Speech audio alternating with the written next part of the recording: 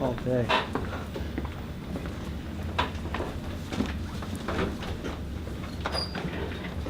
All right, welcome everyone. My name is Johannes Urpelainen and I'm the Prince Sultan bin Abdulaziz Professor of Energy Resources and Environment here at SAIS. I'm also the Founding Director of our Initiative for Sustainable Energy Policy. This is an event that's also sponsored by ERE and ISEP.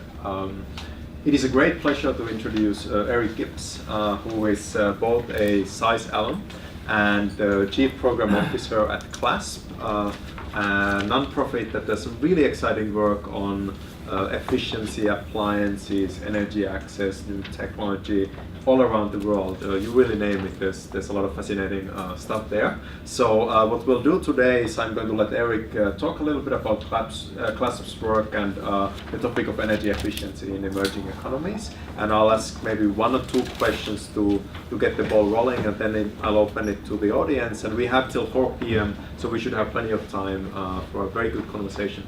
Eric, take it away. Thank you very, excuse me. Thank you very much, first of all, for having us here, Johannes, myself, my colleague Ana Maria Carreño from CLASP, and a current SAIS student, Colin Taylor, who's going to be joining CLASP in May, which we're really excited about. So it's a pleasure being back here at SAIS. I graduated 20 years ago, and to be honest, I wouldn't be doing what I'm doing if I didn't come to SAIS. So really glad to be with you all. And what I hope to do is tell you a little bit about what we do at CLASP and some key themes around energy efficiency and energy access that we're engaged in. And my goal here is to make this quick and interesting, provocative, so that we can then move to questions and discussion. Because there's nothing worse than droning on through slides. So I'm going to start moving here. Colin, thank you so much. This is our mission. CLASP's mission has evolved a bit over time. It's about a 20-year-old NGO, originally created to share the lessons of product and appliance energy efficiency programs from the United States with developing countries, provide technical assistance so that developing countries could effectively replicate appliance energy efficiency programs and reap all the benefits. So how do we accomplish this mission? Well, in the on-grid space, we work on policies and programs to accelerate efficient products and appliances in markets around the world. And that's primarily through the lens of energy savings and carbon emissions reductions. In the off-grid space, which is relatively new, we started working on off-grid product efficiency programs a couple of years ago. It's growing very fast, which I'll get into as we go through the presentation. But the whole point there is to accelerate the commercialization of highly efficient solar-powered products and appliances for off-grid application, and thereby increase energy access, which I'll get into. So. What do we do? Well, I'm not going to read all of this to you, but basically we work on the full cycle of product efficiency programs. So we design programs in combination with policymakers. We do energy and product performance standards, compliance around those standards, labeling, which is pretty critical. You want to communicate to consumers what they're buying, why they should be buying more efficient products. Awards and product recognition, which we started in the on-grid space, recognizing the most efficient products in the world. Now it's a big play in the off-grid space to identify the most efficient products for off-grid applications.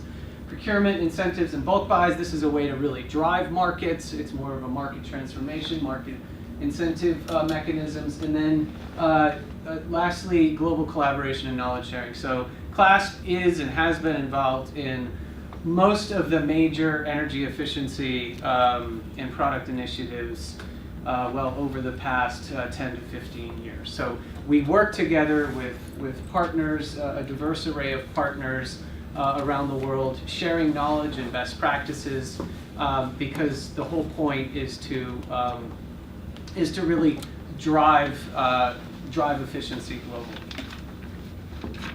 Where do we work? Well, we work everywhere. This is a rather busy slide, but we have our headquarters here in Washington, D.C. We work with the European Commission in Brussels on eco-design and labeling programs. We have an office in New Delhi where we work with the Ministry of Power and Bureau of Energy Efficiency. We have a new office in Nairobi, Kenya, to service our growing East Africa and Africa portfolio. And we also have large regional programs in the Caribbean, Southeast Asia, West Africa, ECOWAS, thank you very much. Yeah, we're geographically quite dispersed, working on a wide variety of projects and programs. So, S&L, standards and labeling. Does everyone know what I'm saying when I say standard, minimum energy performance standard? Y'all know what that is? So a MEPS is basically setting a floor by which you cannot either import or manufacture and sell a product in a market. It's the whole point of a MEPS is to basically lay a foundation through which really poor quality, inefficient products are not sold.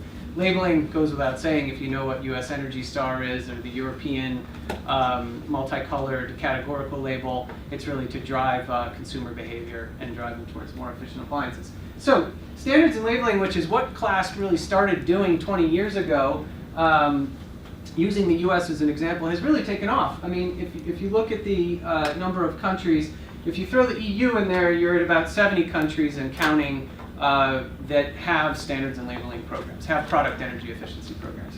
And the number of policies, both the standards for products as well as the labels associated with them, are now easily surpassing 1,500. So massive progress has been made. If you look at a country like China, 10 years ago, China started their program. And right now they have product efficiency standards for 62 products. That's actually more than the US Department of Energy. So China has taken this type of program and they've accelerated very rapidly. However, there's a long way to go. And there's a heck of a lot more to do because the third largest country in Southeast Asia, Indonesia, just started their program and they have 2.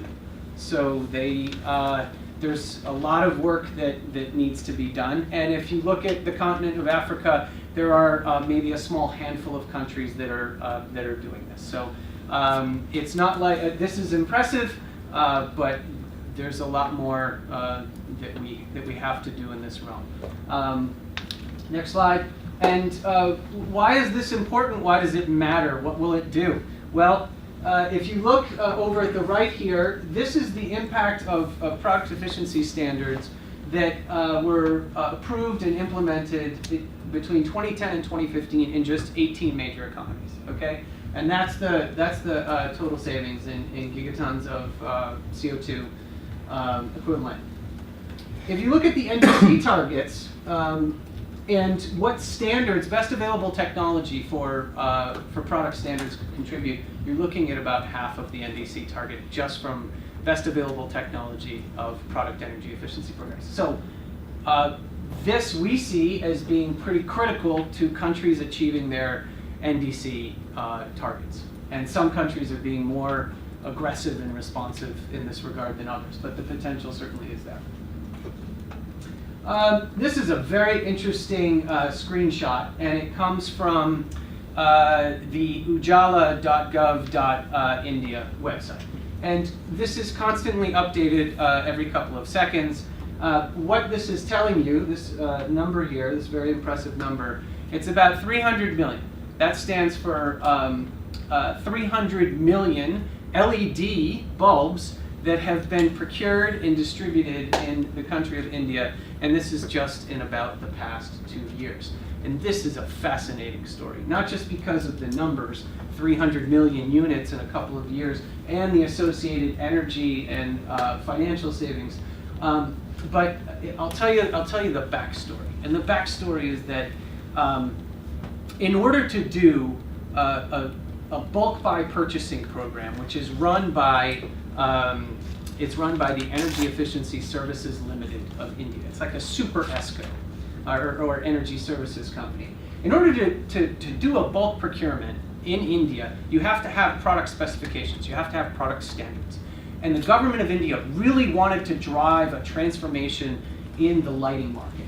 Think about it. In 2011, most Indian households and businesses are still using incandescents or compact fluorescent bulbs, which are, frankly, of very poor quality. They fail quite a bit. So the government wants to transform the market. Industry sees a huge opportunity if government is going to come in and do a major program around lighting technology transformation. And what do they need? They need to define quality specifications, safety specifications for light-emitting diodes. And that's exactly what we did. We worked with the government of India and the Bureau of Energy Efficiency to establish those standards. Those standards are then codified in all of the bulk procurement requests for proposals that the EESL puts out. What happened? In their first procurement, they procured several million bulbs, and it was 300 rupees per bulb. That's $5 US. In their most recent procurement, they're procuring tens of millions of bulbs, and the cost is 50 rupees, less than $1. And this is the result that you get from that. So all of that in a very quick way to say that standards and market transformation can go hand in hand, and you can have a massive impact. So nice success story there. We thought we'd mix it up a little bit, make it three-dimensional, and show you a very quick video here of a program that we have supported in Pakistan. It's around efficient fans.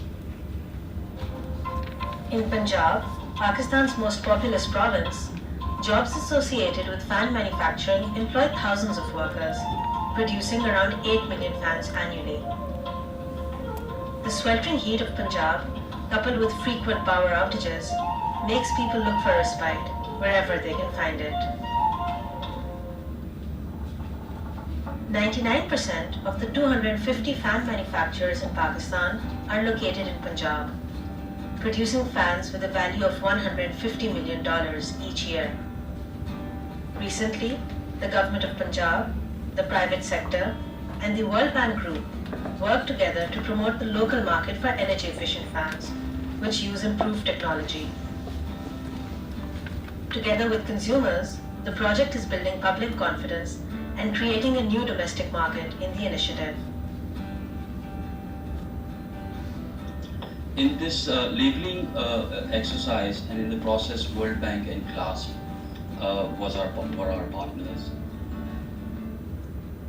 In an energy-deficient country like Pakistan, the project has the potential to save electricity, lower electricity bills, improve the environment, and create more jobs. Average fans use lots of power and are in high demand in Punjab. By marketing Punjab's energy efficiency standards and labeling system, effort is being made to change the public perception. These standards are tailored to Pakistan's fan industry and are similar to programs in other countries. Of the 13 manufacturers producing Pakistan energy label fans, 6 are small and medium enterprises. हमारा यही focus होगा कि local industry promote हो, सबसे पहले job secure होंगी, सबसे पहले इकोनॉमिकल बेनिफिट आएंगे।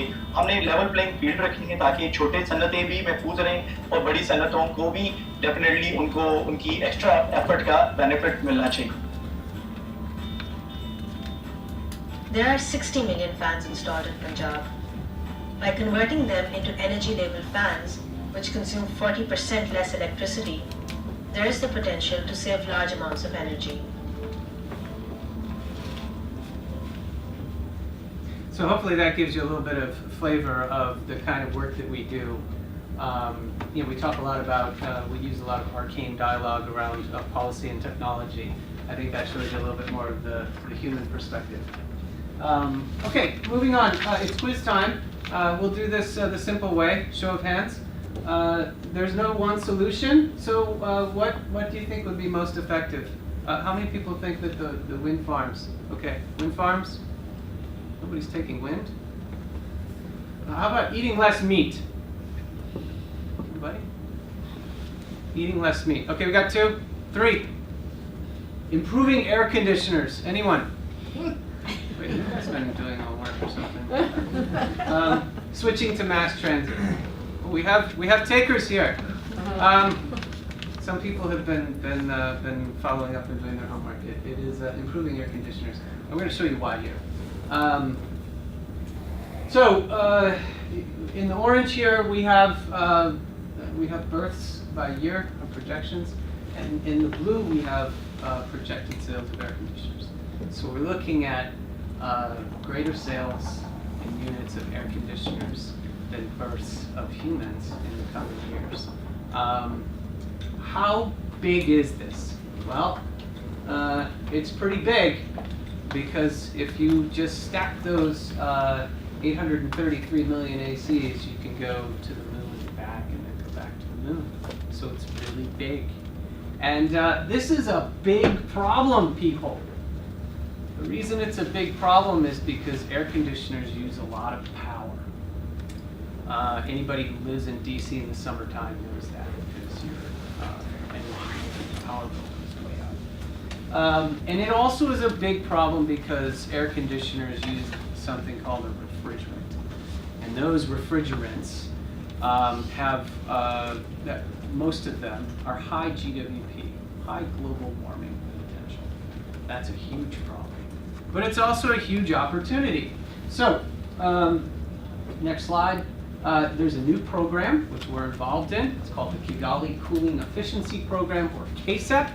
CASEP came out of the Kigali Amendment to the Montreal Protocol, which was signed in all the nations of the world, agreed to the Kigali Amendment to phase out hydrofluorocarbons, or HFCs, really high GWP refrigerants, in Kigali in the fall of 2016. A number of U.S. philanthropies, primarily U.S. philanthropies, got together. They put a fund together and they said, let's try to get a twofer here. If we're phasing out all of these really damaging refrigerants and gases, then at the same time we should be driving for greater efficiency. If we can do both of those, we phase out the gases and we increase the efficiencies of air conditioners that are sold, we can actually capture up to 1 degree centigrade or half a degree centigrade, depending on your estimate. Either way you look at it, this is massive. If we get this right, if we don't get it right, it's also, it's going to exacerbate catastrophic climate change, without a question. So, this is a big new initiative. It was launched pretty much this year, and we are engaged in it. We are working in a number of countries in Southeast Asia on policy standards and programs. Also in Africa, it encompasses a wide variety of partners. And it's really kind of unique because we're taking the vehicle of the Montreal Protocol and we're trying to marry it with energy efficiency. And these two camps really have not worked together, and we're going to try to work together. We're going to try to make it happen because the stakes are really high. I'm going to pivot right now from sort of on-grid efficiency. We're going to talk a little bit about off-grid efficiency. This is a fascinating graphic. If you look at the top bar, sort of horizontally stacked, you've got solar home system with standard appliances. This is 2009, so just about 10 years ago. And you're looking at massive costs, and most of these costs are related to the battery and the solar panels, okay? This is way out of the reach of frankly, wealthy folks in developing countries. And you're starting to see a trend as the price of solar panels declines dramatically. It's down about 85% from this time. You're starting to see where the component costs are going way down, and you see this green appliances. Right now, just to give you an indication, last year D-Light, which is the largest solar home system vendor in Kenya, they came out with a new system. It's a 40-watt panel, and that gives you access to 4 LED bulbs, a tube light, a phone charger, a radio, a torch, and if you can afford it, they can give you you can buy a 19-inch LCD 1080p television. This is a level of energy service out of a solar panel array that was totally inconceivable 10 years ago. And I know because I was working on rural electrification and energy access at this time. And if you said that that was going to be the future, everybody would have just laughed. It would have been impossible that you would get that quality of light with all of these modern energy services in a 250 watt package. So it's been dramatic. And one of the things that's critical, there's 3 reasons for this. One that I already mentioned is that the cost of solar panels has declined by 85%, as most people know. The second is that mobile money, okay? So most consumers in East Africa use mobile money, they have mobile money accounts, and this is how they execute transactions, and that's the financing model. So mobile money has dramatically, this whole financing model has dramatically facilitated the engagement of consumers, being able to buy and purchase and easily finance these systems. And the third thing is appliances. So 10 years ago, we had CFLs, compact fluorescent lamps. Really the advent of and the commercialization of light-emitting diodes, LEDs, not only transformed the on-grid lighting market, which we saw in the Ujala example, but it is transforming the off-grid sector. So you've got a wave of new technologies which can now be used in the off-grid space. These are DC-powered appliances, solar-powered appliances. The TV that I mentioned, you can get a 23-inch high-definition television in Kenya now that is DC-powered that consumes 8 watts. And a plasma television 10 years ago consumes like 400, just to give you some context. So this is dramatically transforming the off-grid market and energy access because you're able to bundle a much cheaper solar, cheaper in that it's smaller sized, and you're able to deliver really great energy service with it. So it's a great story and it's evolving very rapidly. This is an efficiency for access program. We are leading this as part of a major new program with the Department for International Development of the UK. It's called the Low Energy Inclusive Appliance Program. And really it's a platform to bring together a wide array of international partners and funders to drive product efficiency specifically for energy access. So it's a focus on rapid commercialization of technologies and products that are already available, but they're not really moving that fast for whatever reason, whether it's market barriers or manufacturing issues.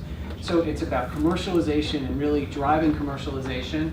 And then the second pillar of this program is more R&D. So how do we get what they call frontier technologies to move to commercialization? So this is an exciting new initiative which was just launched this year, which we're involved in. Cold chains, something that you generally take for granted unless you're working on agriculture in many developing countries where you don't have it. And so how do you move produce, products, milk, fish, if you don't have an integrated cold chain? And there's been very little research in development in this realm. And we just launched this off-grid cold chain challenge with the UK's Energy for Impact group. And it really is a first of its kind attempt to identify what are the products, what are the products in the market that are even available for an off-grid solar-powered cold chain. In other words, like cold boxes, okay, where you can preserve milk and get it to market where you can sell it before it spoils.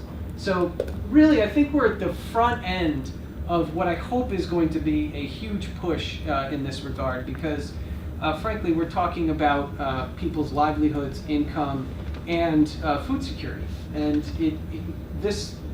we have to attack this. We have to crack this nut.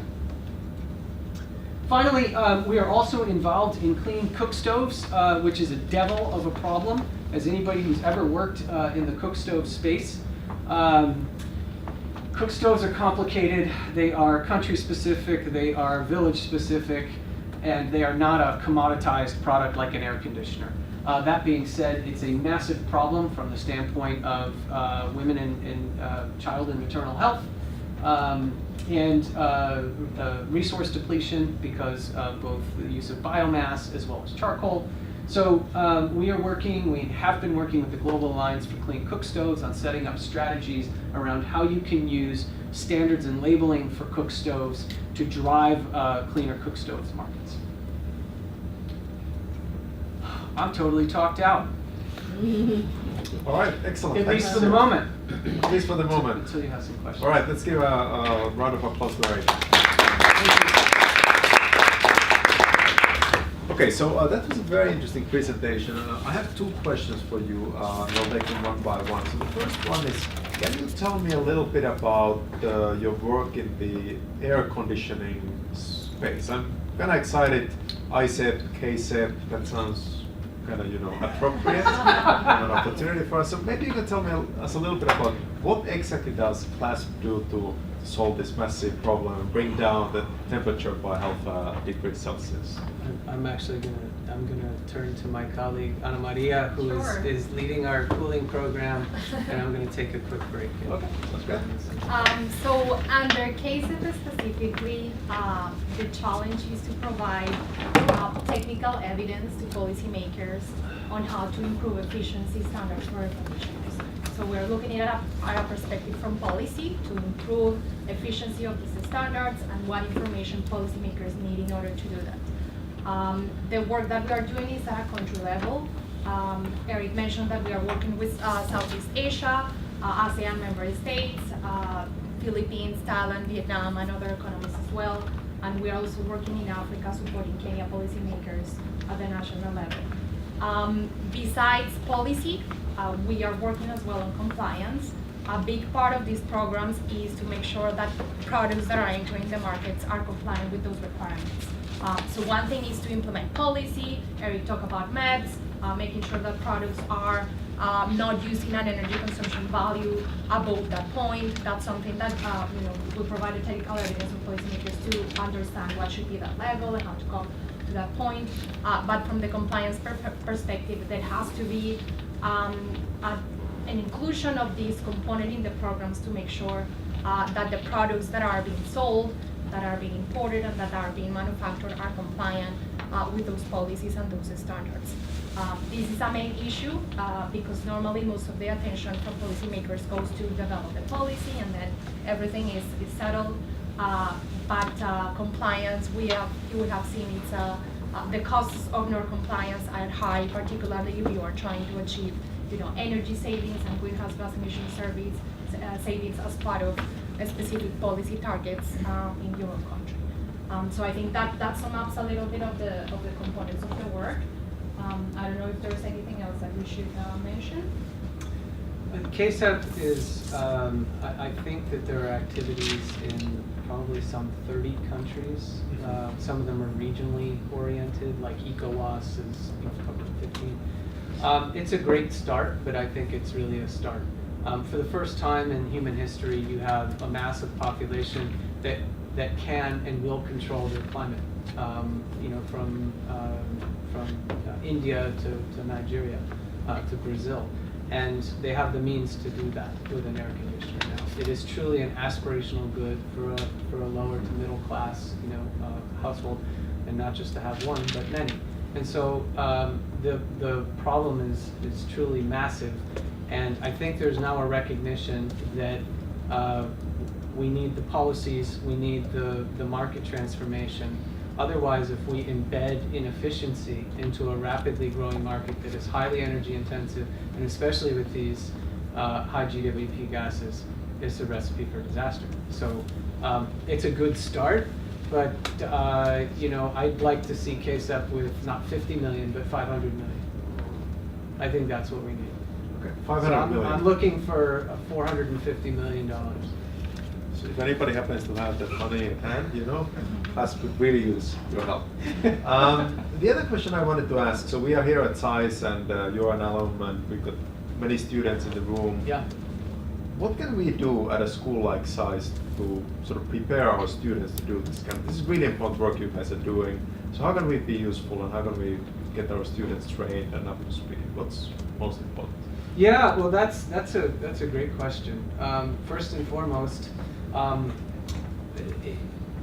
inspire students and prepare them to take on these kinds of challenges. if you're here and you're a student, you're obviously interested in this, and the world needs you. We are a small, relatively small NGO working on a massive problem. Now, we're not the only ones working on it, but there are others. But there's a huge space of opportunity that I see across the board, whether that's working for an NGO, working as on the government side or private sector. So preparing students like Colin Taylor over here to get a job with CLASP and come work with us that's fantastic. I think a good place to start would be to start at SAIS.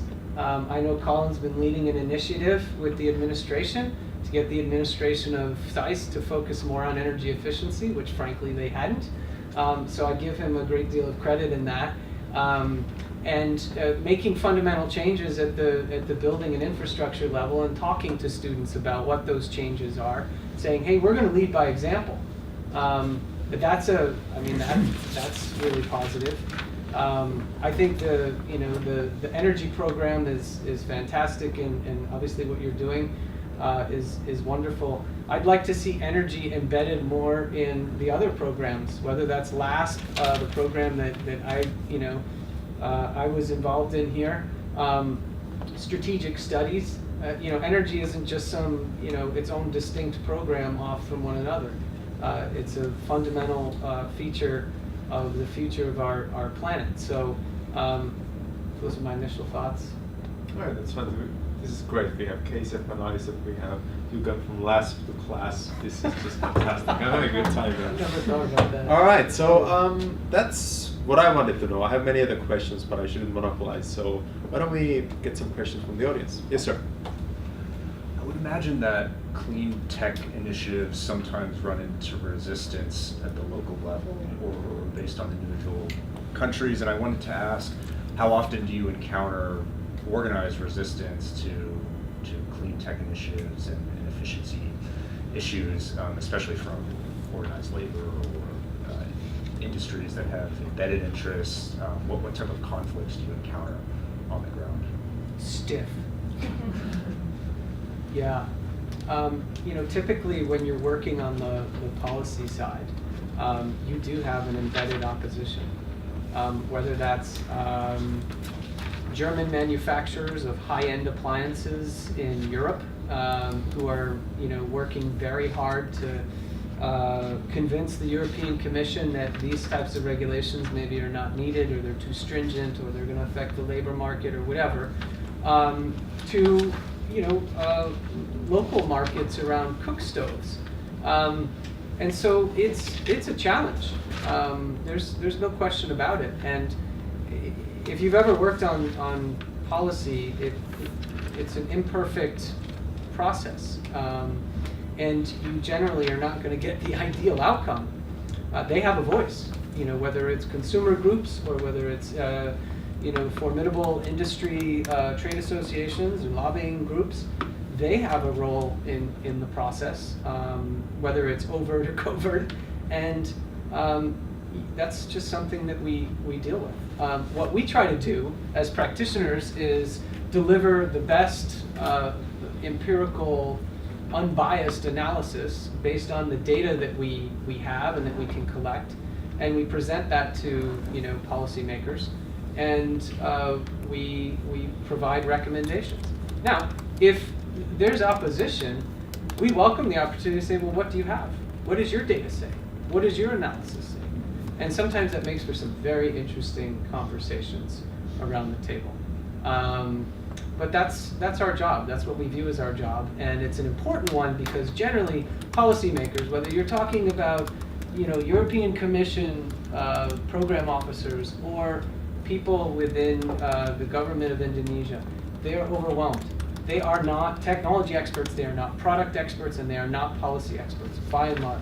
And they have a portfolio which is simply too big. So what we try to do is we try to support them, bring really good third-party independent analysis to the table, because otherwise, industry is very smart, and generally they have a lot of resources at their disposal, and they can really affect policy, no question about it. I would just like to Yeah, add please. on that response. It is a very good question, and Eric mentioned a whole set of stakeholders that normally any policymaker that is implementing these type of standards and labeling programs need to get buy-in. Sometimes those challenges go beyond that group, even to other policymakers in the government.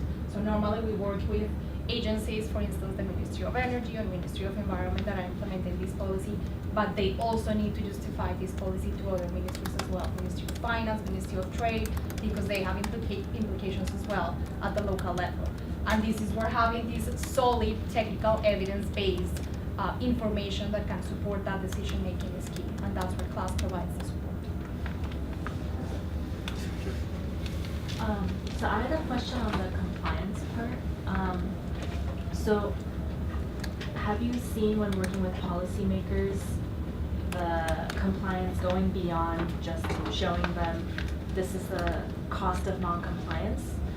Have you seen governments even going beyond that to, for example, adding penalty fees to not complying to a certain standard? And how often do you see that much push from the policymaker side? Because I imagine that just showing them the data that the cost of non-compliance is this much through energy efficiency saving bills might not be enough. So what other measures are there? So normally, just setting the standard is the first phase, and the first phase.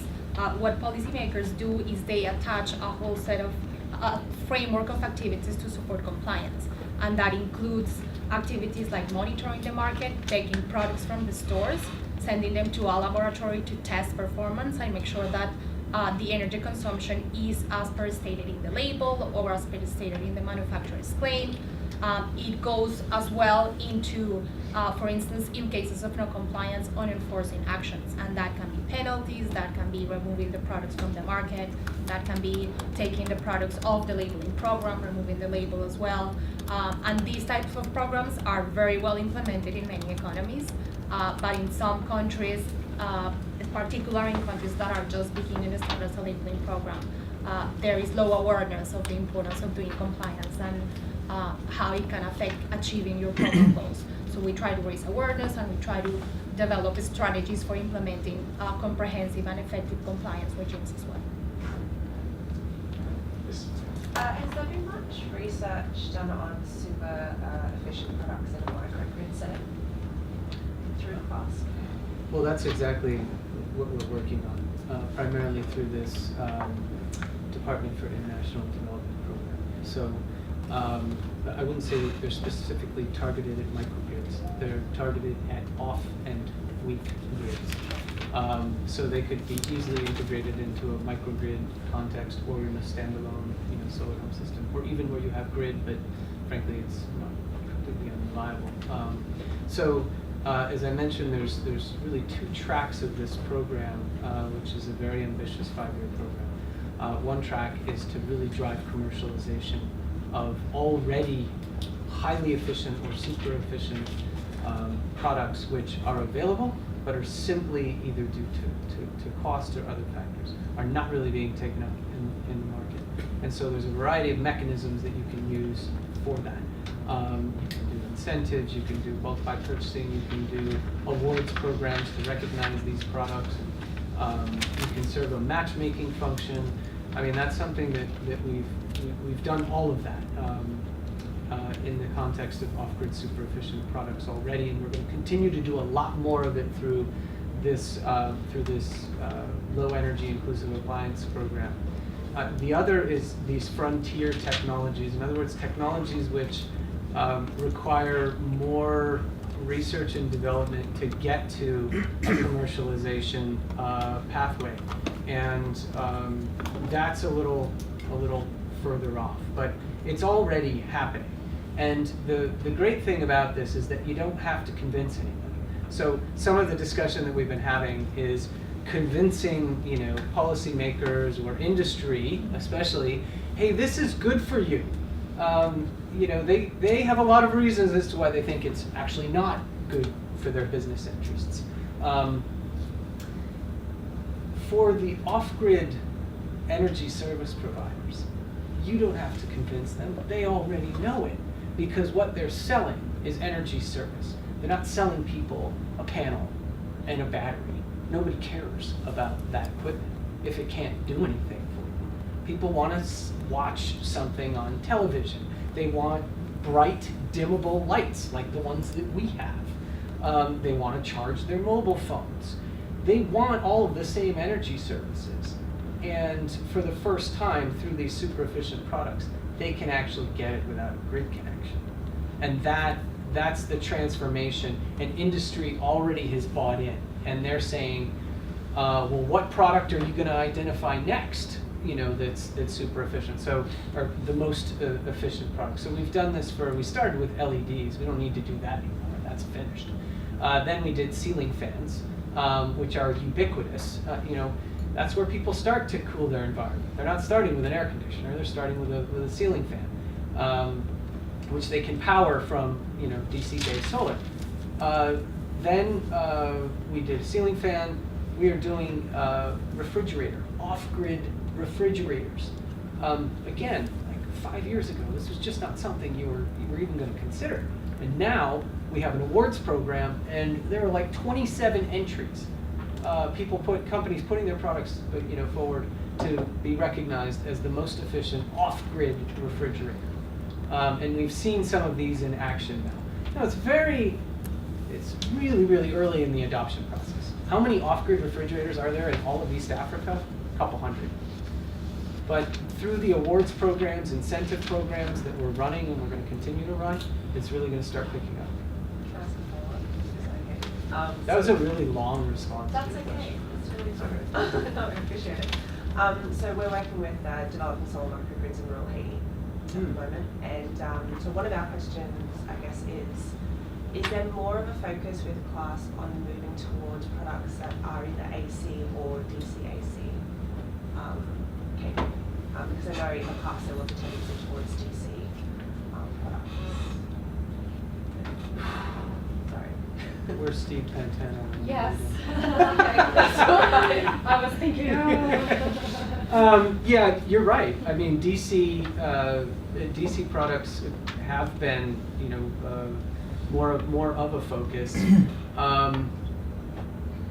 I think for the Leia program, some of them are classic DC, you know, appliances, but not all of them. So we're going to have to wait and see, to be honest. I think you are next. Thank you. Taking this in order. My question goes back to something that you mentioned, competing government priorities. Do you think that your policy work would be best used as some strategic approach? Do you think that would be a good role for the institutions like the World Bank? For instance, I worked on one program in the World Bank on energy efficiency. We had the first energy efficiency strategy, which was very ambitious. Do you think that is something that we should try to focus on? And would that be well for institutions like the World Bank or maybe Alliance in Energy? Where do you fit in? I can take that first time and then Go for it. Sure. So in terms of where the policy work that we do fits in, normally there has to be already an energy efficiency strategy within the country, or maybe just a energy demand strategy, because the rationale for most of the governments to implement energy efficiency programs is to address the growing energy demand. They want to reduce the energy demand. They want to as well, reduce greenhouse gas emissions and achieve their NDC targets. But the core or the rationale of the programs is to address the energy demand. So standards enabling programs feed into that general strategy and are part of a policy that can be implemented within the government with support for institutions like CLASP and other organizations that have that core technical competence. I think the World Bank, and at least from my perspective, the work that they have done in the past is to support the development of those high-level energy efficiency strategies. So I see complementarity of the work.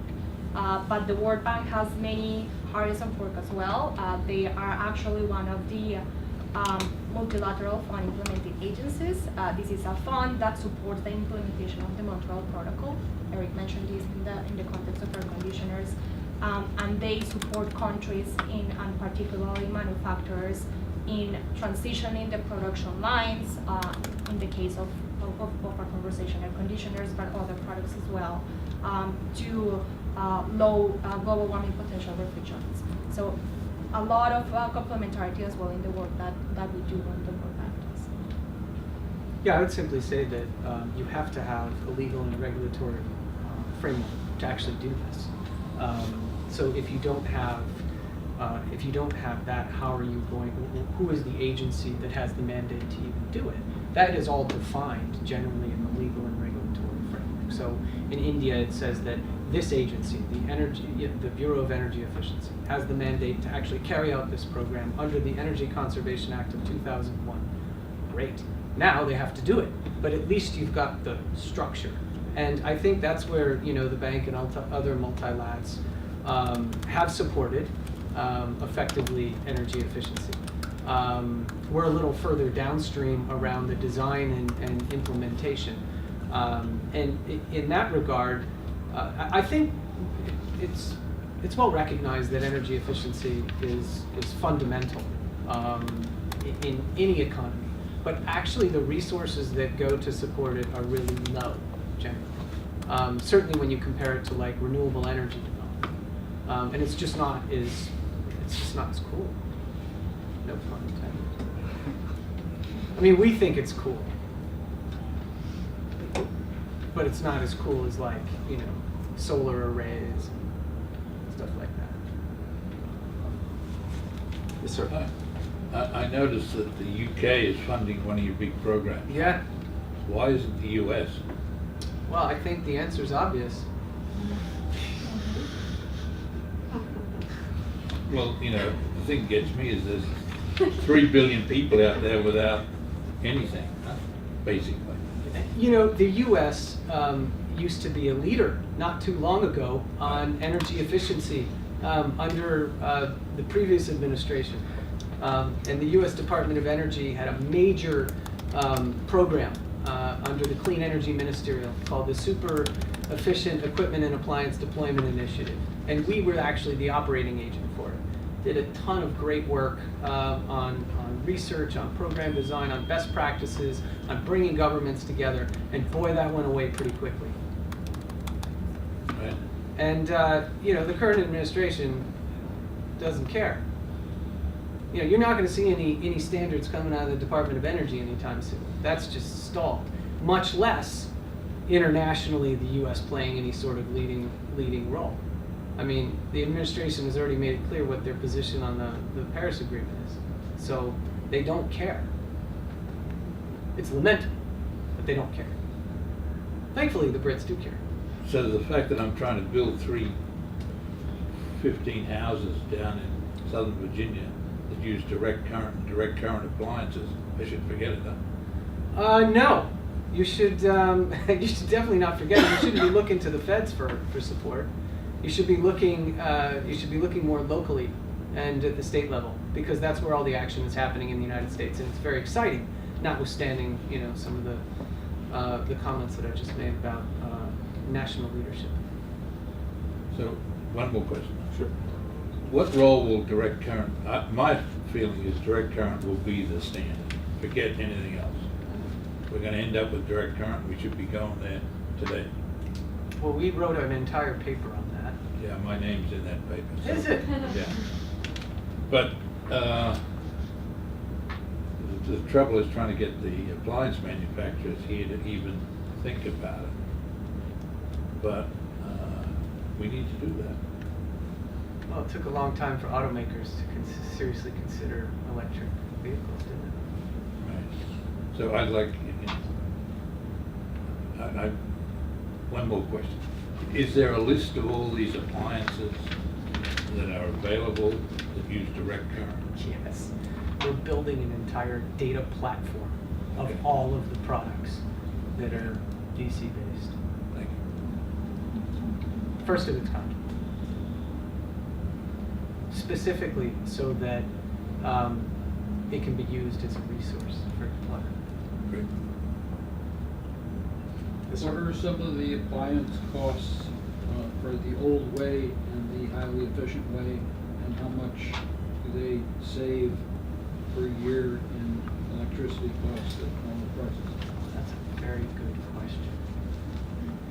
Want to take an example? Yeah, I think the example that is referred to a lot is the refrigerators example in the US. Yeah. Probably 20 years ago, I believe a refrigerator used more than 500 kilowatts of power per year. And since the standards were implemented and revised a couple of times, we are seeing an energy consumption that is half of that. So an efficient refrigerator is maybe 250. I think the super efficient maybe 150 kilowatt hour per year. And this is the result of more stringent standards and of course innovation by manufacturers in different more efficient components. And you mentioned price as well. The price has not increased, on the contrary, it has increased as a result of economies of scale, more products being sold and investments in better technologies as well. And that is just an example in one specific appliance that has been very well documented. But if you look deeply, you will see similar cases in oral devices as well. LEDs is a common example. Clothes washers, I think Energy Star has documented as well the reductions in energy consumption over the years. And organizations here in the US that do a great job about documenting are ACEEE and the Alliance to Save Energy as well. So if you're interested in some of these numbers as well, I'm happy to share some of the resources with you as well. This handmade graph tells you. This is a pretty famous graphic. Here we are in the year I was born, and refrigerators are consuming 1,200 kilowatt hours a year. You know that like avocado green beast that was in the kitchen? Yeah, so that's there, and now we're here. We're at 250, around 250 to 400. At the same time, okay, volume's increasing. Americans want bigger refrigerators. Give me more cubic feet. I want to put more stuff in there. So the volume is going up over time. And at the same time, price is declining, along with efficiency. And that's a 40-year documented record.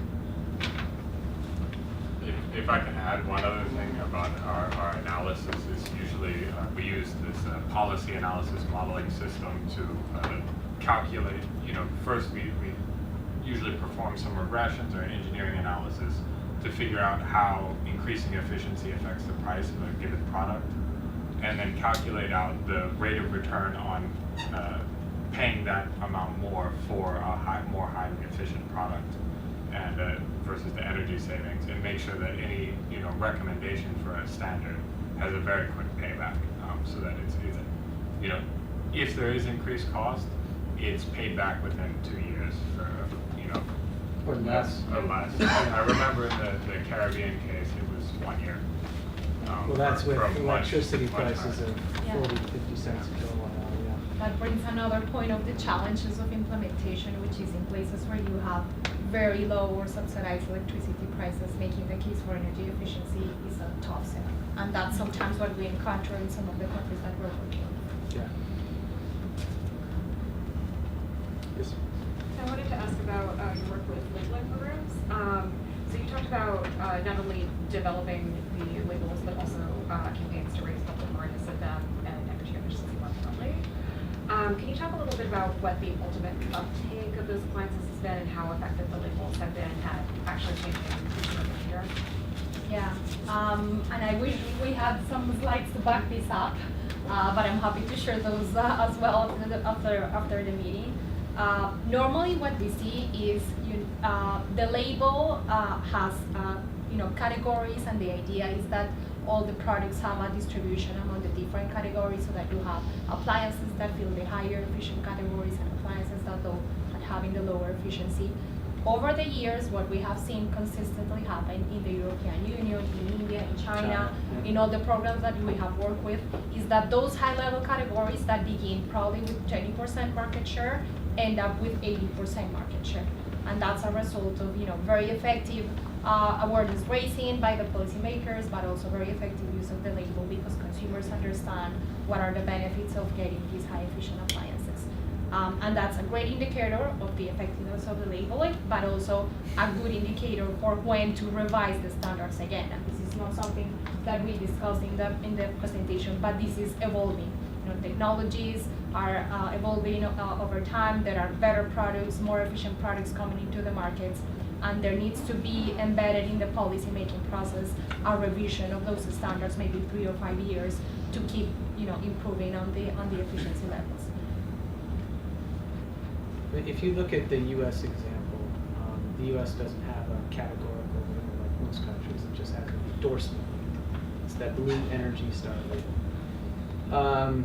They do surveys of consumer recognition of the label, and it's like 90%. So 9 out of 10 American consumers know that that means that's an efficient product. In China, likewise, virtually all consumers now, rural, urban, peri-urban, know what the China Energy label is, and that means it's an efficient product, and they know what the stars mean on that. If you look at India, we did a study probably about 5 years ago and found that only 40% of Indian consumers could identify what the stars meant on this label. And we brought that to the policy, we brought that to the Bureau of Energy Efficiency and said, your program is never going to achieve what you want it to achieve if only 4 out of 10 Indians know what this means. You've got to do a better job of promoting this and educating consumers about what it means. And that's, at the national level, at the state level, at the retail level. Like if you go into a shop, does the shopkeeper know what to say? Does he even or she even know what this is? And there's a direct correlation between the investment that goes into consumer awareness and label recognition and the results of the program. And it takes time, unfortunately. I just had a follow-up question to your answer that consumers understand the benefits of energy efficiency, like aside from cost, like do they understand the bigger implications of being energy efficient in their market? Most consumers, I don't think, care at all. But I'm thinking about in policies, wise, if you have consumers that don't care, how do you push that forward? Well, or how do you generally it's not an environmental argument. I mean, I'm a shameless pragmatist, and I think that the economic case is always the most compelling to a consumer. So you show them the potential savings on their electricity bills and convey that to them.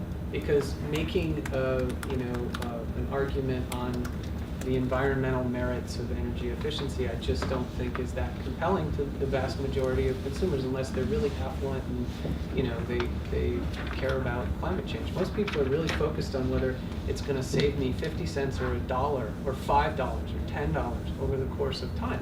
And so I think the economic argument is always more compelling than the environmental argument in most cases. I don't know what you think on it. Yeah, and that has been the case, and that's the way most of the campaigns have been structured. And in India, if you remember, the slogan is more stars, more savings, and it is very clear for the consumer that what they need to target is more stars if they want to get some savings in the electricity bill. And the manufacturers now are selling products through this lens. So if you're driving around New Delhi, you're going to see big billboards for like LG's inverter air conditioner. Super efficient air conditioner saves you 60% on your monthly electricity bill. That's how they're selling it. They know that the economic argument is the one to make to the consumer. Yeah, definitely. I work with the district sustainable energy utility, so also economic, has been a way that we've been moving forward with our energy efficiency portfolio for the district of Columbia. But I was just wondering, since these are emerging economies, and they're probably going to face the worst conditions when it comes to climate change. Yeah. If that sort of, knowledge is within public, knowledge and people know it's happening. I mean, whether it's farmers in Kenya who have experienced, multiple years of horrendous drought, or people in Bangladesh, they know. They feel the effects of climate change already. It's happening. But I don't think for most consumers, that's going to be the driver for any of their purchasing. The purchasing is that you're offering me this good, and it's going to be more economically beneficial for me. Can I add that we are also working on developing the eco label in India. We'll see if that really drives people to buy more, ecologically friendly products. Because we are working on this label for air conditioners. Question mark. It is. It's experimental. In the European Union, they're integrating other types of criteria into their energy label, so it's not just an energy label, like water usage for washing machines, and around this issue of like refrigerants for refrigerators and for air conditioners. There's a big focus on, okay, how can we convey whether this has a low GWP refrigerant? What even qualifies as low global warming potential? Some manufacturers are saying, we've got low GWP inverter air conditioner, we are leading the charge. And what, is that really low? Okay, it's lower than the worst, but is it truly low? So it's a whole new era in discussion around what information do you convey to the consumer and how. So in China, in India, you've got an app, and you can basically, click on the QR code, scan the QR code. It's going to give you all sorts of product data beyond just the two-dimensional label. This is, it's relatively recent, and I don't think there's enough research yet as to, geez, how effective is that? Is it really driving consumer behavior? We don't know, but certainly that's the future. This is building on previous questions, so I have a sense that you might not have been collecting this data, but do you have a sense of how much penetration of efficient appliances there has been for really lower income groups for whom electricity payments is a considerable portion of their expenditure? Because I'm thinking those people aren't necessarily going to be buying air conditioners and fridges, and where is the overlap where they see the benefit of actually having energy efficient appliances, or do you do any kind of tracking on which consumers are buying these and where it's penetrating? Is it mainly the cities, urban consumers who can afford these, or can lower income people also see the benefit of having this on their bill? Yeah, that's really hard data to track. I think most governments even have difficulties gathering data on the sales of the products. So going further and understanding where those sales are going to, it's even more trickier. The way to get that information is by doing a comprehensive consumer end survey.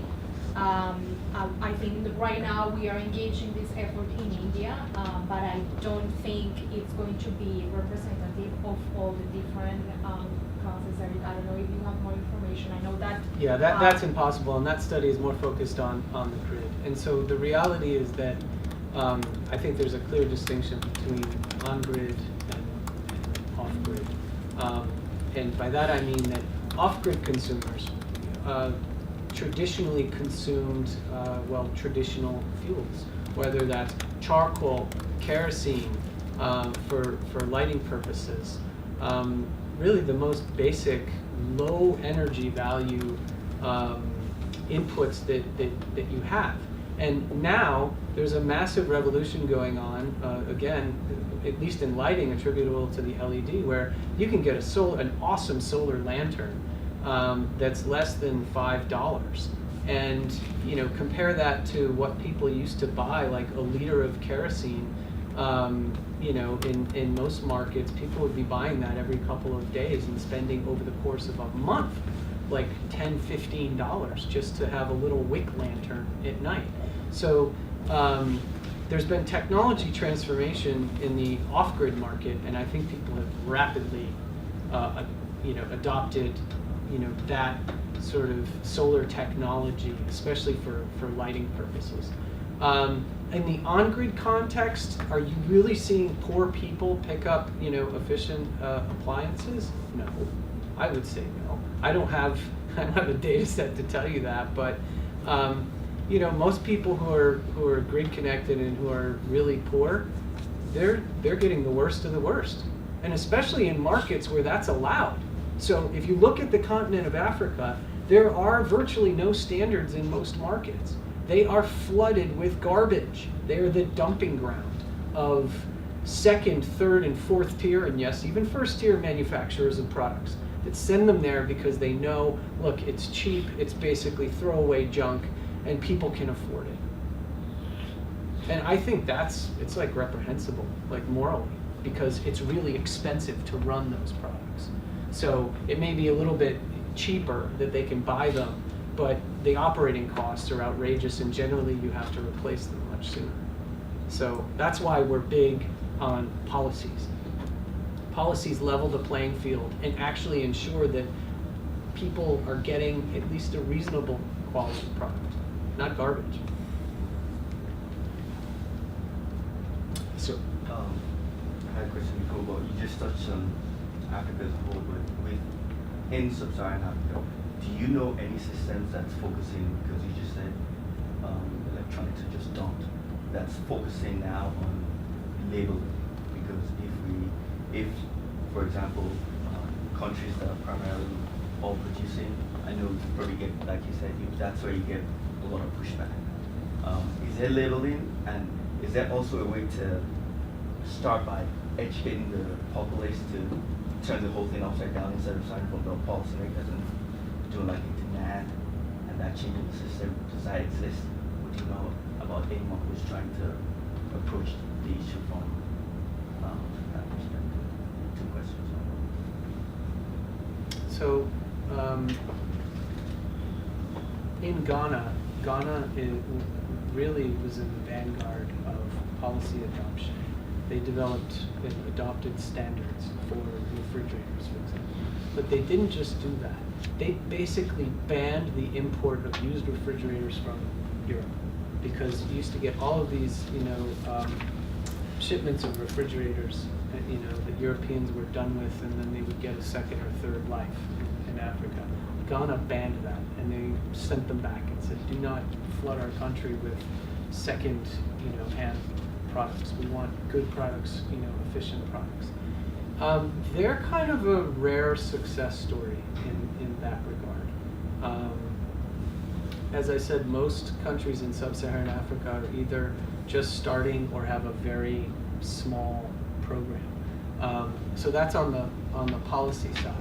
On the labeling side, generally the two go hand in hand. So having a labeling program without defining the standards for those products, it generally doesn't happen that way. You generally start with the standards and the criteria for quality and energy performance, and then the label tells the consumer this is, an A product or a B product, for example.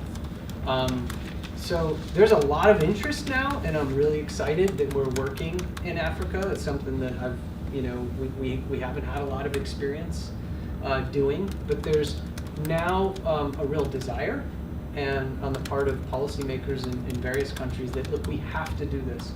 This is essential, and they recognize the downfalls of not having it. Markets that are flooded with cheap, inferior, poor quality products. That consumers are stuck with, essentially. And I think that it's changing. It's going to take time. If you'd like to. So you brought up an interesting point, is that there are many countries that are importers only and not manufacturing products. And what we have find effective in some regions that are, that have this framework is to try to harmonize the standards. And by that I refer that basically you set up the same framework among the countries and the same efficiency levels, so that it is easier for importers and for manufacturers to comply with a single standard instead of complying with 15 different standards from 15 different countries. And I think that's an important thing to keep in mind in places like Africa's message that we want to bring as well, because it is more effective to set up policies in the energy efficiency field that are harmonized to facilitate trade and to facilitate compliance as well. just to finish, I know the last part of the question. So would you say it makes any sense to try to go to like a grassroots movement to get people, I think she spoke about people actually understanding the effects of all this horrible equipment. Would that be a good way to start for a place that they don't even care about the policy because they care about oil? Would you say let's just go in and start teaching the people, or you just have to start from a policy perspective and try to get the leaders to get it and then maybe trickle down? You have to be able to distinguish, and that's what a label actually allows you to do. So you can't have a consumer awareness program saying, well, don't buy inefficient products. Consumer says, well, what is it efficient? How do I know? How am I supposed to know this thing? And so you have to have some designation which says that this actually is good, and if it doesn't have this, it falls below that, and you should be wary. You're buying an inefficient product. It's going to cost you more. It'll probably break down. Whatever.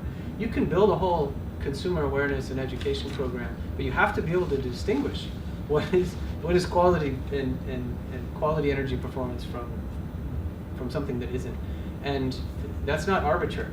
I mean, it's based on empirical research on the market.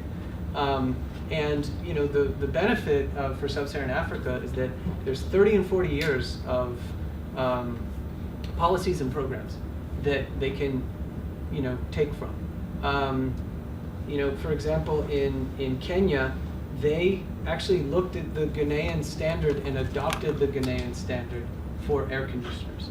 And they did that because, well, there's no reason for each country to develop their own standard. In fact, it's crazy. It's going to inhibit international trade and make it very complicated. So to Hannah's point, harmonization around one standard, hopefully a good one, is a good way to go. And you can leapfrog a lot of the errors and the problems that have occurred in different markets. Doesn't mean it's still not a challenge. But a country like Kenya, you adopt a standard, you have a label, you build a consumer awareness program around it, the market's going to start changing positively. And as consumers get more used to it, whether it's on a refrigerator, air conditioner, then it starts becoming ubiquitous. And you expand the program and you develop this consciousness. And it does take time, but it's just proven effective if you stick with it. If I can add another sort of thing, is that again going back to the CARICOM example of, because there are such high electricity tariffs, it's a region where people are very conscientious about energy efficiency and very much want the most efficient product, but there's no labeling program, no effective labeling program in any of the countries, and there's no standard in any of the countries. So we found, that people would pick based on technologies. So inverter air conditioners were more common than non-inverter air conditioners, which is rare. And it's purely because people know that an inverter air conditioner is more efficient, but they have no way of distinguishing between those. And similarly, LEDs were very common, and incandescents were quite rare. But you saw some extremely crappy LED products. I think we have a picture of one somewhere that's just the most horrible LED lamp we've ever seen. And it's just, people would see it has LED, that's what we want, and they have no way to distinguish it between other products. And so that's sort of the situation you get when you have the grassroots is for energy efficiency and the policymakers having caught on. CLASP has that paper, Demand DC, right? Is any countries beginning to think about, we're going to move to the DC standard and have it be a standard? None that I know of.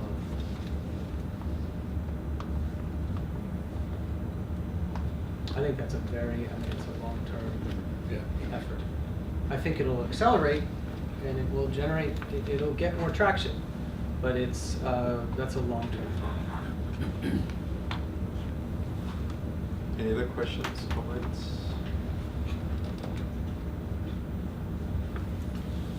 Yep. What traction do you get from appliance manufacturers in general in your efforts? Do they help you in promoting new products and technology? How do they help you? I would say that they, progressive manufacturers recognize the benefits of these types of programs. because they see a benefit of producing and associating with more efficient products to reach the higher end of the market. And they also see it as a potential to enter into new markets. So for example, Arçelik. Arçelik is a Turkish manufacturer of home appliances, right? They are highly supportive of European eco-design regulations.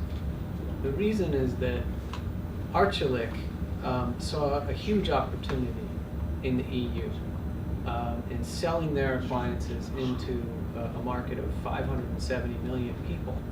And so the standards actually, in being able to meet those standards, facilitates a market opportunity of 570 million people.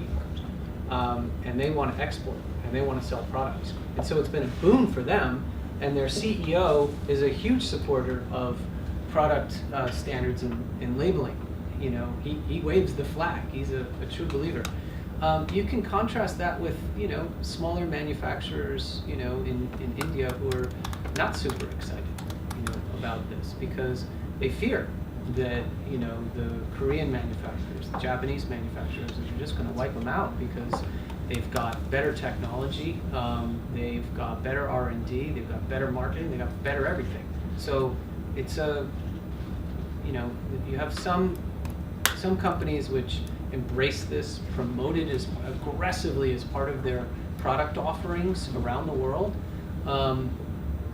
Some that do not, and some that do both.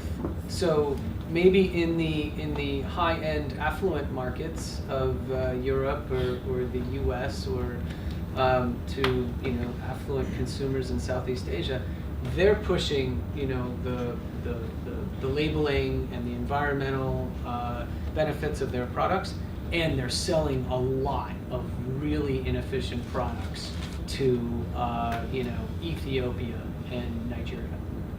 They're doing both because they can make a lot of money doing both. Excellent. Are there any other questions, comments? Yes. Are you seeing the problem of counterfeit appliances also copying the labels? So, in the on-grid context, not so much, because it's much harder to do. In the off-grid context, it's very easy to do. And so the issue of counterfeit products for things like off-grid solar lanterns is huge. So that company that I mentioned to you, D-Light, they produced this beautiful little simple solar lantern, okay? Highly effective, and everybody knows what it is. I mean, they're now on like version 3 or version 4. There are so many knockoffs of that lantern that bear no resemblance to, you know, the quality of the D-Light lantern. And that's a huge problem. And that's a huge problem that we're facing because we are the operating agent for the Lighting Global Quality Assurance Program. So D-Light is a quality certified product, okay? And we certify that product. Then there's 10 other products which look like the D-Light product or packaged like the D-Light product and say D-Light-T. And, you know, maybe the consumer has no clue at that point whether they're getting a D-Light product or a non-D-Light product. And that's a big problem. We haven't solved that one yet. Yeah, I would just add the issue on the on-grid market, it's more related to counterfeit labels, particularly in places where there is no standards on label. So Colin has been referring to the work that we did in CARICOM. Most of the countries don't have the standards on labels yet, but if you go to the markets, you're going to see a refrigerator with a label from the US, a label from Colombia, a label from Panama, and the information in the label has different information on the energy consumption of the product for the same model, sometimes in the same store, sometimes in different stores. So it is an issue. Yeah, you're right. Yeah, might be confusing for the consumers. Another reason for developing a labeling program that is local and targets the national consumers.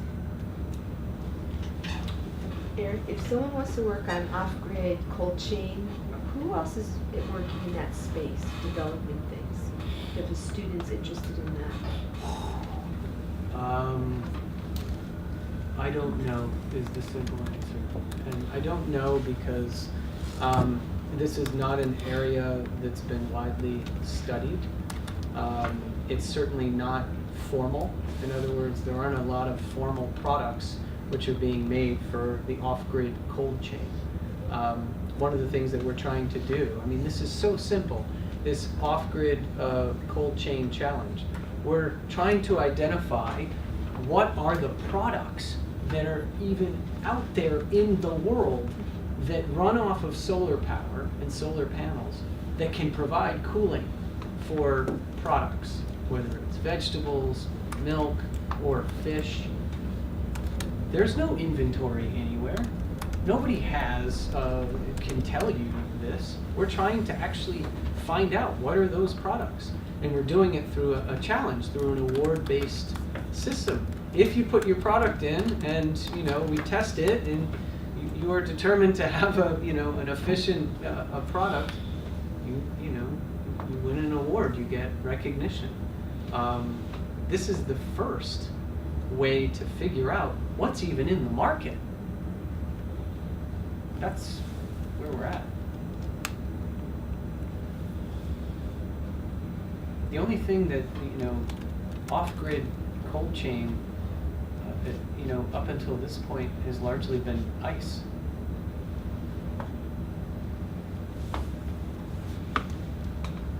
That's it. In your testing of the refrigerators, have you had any new technology show up, such as magnetic? I don't think so. Have you heard of any technological breakthrough in the off-grid? Off-grid, no. On-grid, we have heard about it. I think DOE was funding some research and we Yeah. the news about the It magnetic hasn't come up to refrigerator, you. but it hasn't come to the off-grid sector. But it might be, it's the challenge is just launching, and the idea is to gather information on what the technologies are out there, so it may be. I'm not sure. I talked to someone who was telling me that they use magnetics for transporting vaccines, but that's all I've heard. All right, excellent. This has been great. Great discussion. Learned a lot about CLASP, and I hope, Eric, I'm speaking also on your behalf. Any students interested in doing work with CLASP, whether it's internships or anything, I hope your door is open. Yeah, it absolutely is. I mean, I would simply say that, look, if you're interested in this space, whatever aspect of it, we love talking about it, obviously, and we're doing a lot of it. So if you're interested in research, when I was at SAIS, I did 2 summer fellowships. I was really lucky. I started in December, and so I got 2 summers and not just one. And so I was in Latin America having 2 very distinct experiences. And if you're interested in conducting research, either individually through summer type program, or through ISEP, we certainly would do whatever we can to try to facilitate that. We've been recruiting and we've been hiring, and really happy that we've hired Colin, who will be joining us in 6 weeks when he graduates. And we have another SAIS student who's an intern for us. So Colin started as an intern. We hadn't done that before. We found it so wildly successful, we thought we'd do it again. And hopefully we'll just keep doing it. That, it's gratifying to give students an opportunity to intern and learn, or even better, give them a job. I got a job because a SAIS alum hired me. So that's the ultimate gift back to the institution as far as I'm concerned. Hard to disagree with that. Thanks so much, Eric. Yeah.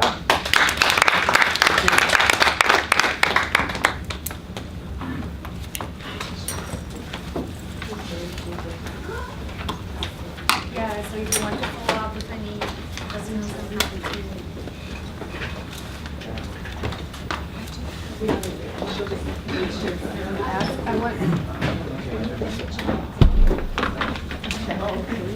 Somebody will That's come. okay too. But